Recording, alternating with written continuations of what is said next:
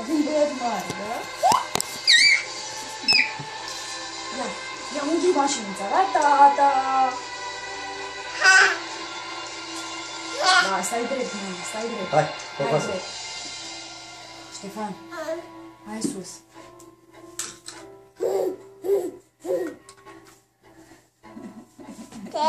Mașina. Așa. Și... Ștefan. Uite mașina.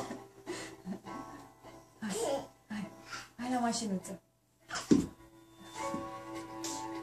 Hai, ia-o. Și acum să Nu, ducem. dă-o la mine. Hai, acum la tata. Ia să vedem noi.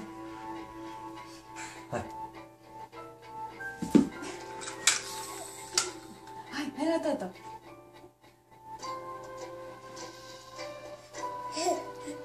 Hai. Hai la tata. Așa, bravo, bravo, Ștefan. Bravo. Bravo. Na, mai dă-i-o și lui sau... Acum, la mama. Mergi are picat la mama.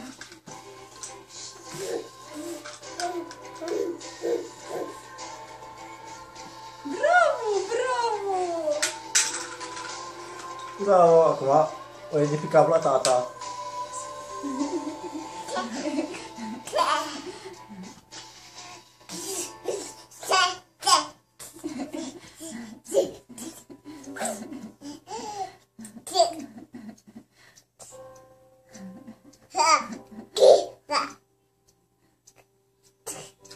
Bravo, Ștefan, bravo. Acum o luăm de pe cap la mama.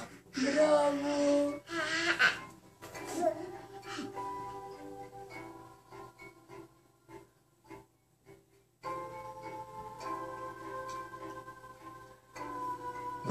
Bravo, bravo, Ștefan, bravo.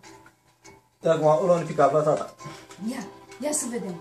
Mașinuța ai dreptate, merge pe jos, dar acum ne jucăm, da? Acum să pe cap.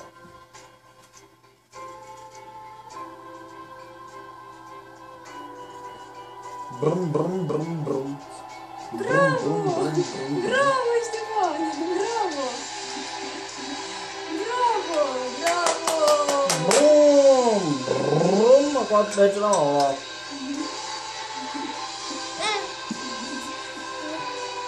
Hai la mama, Ștefan!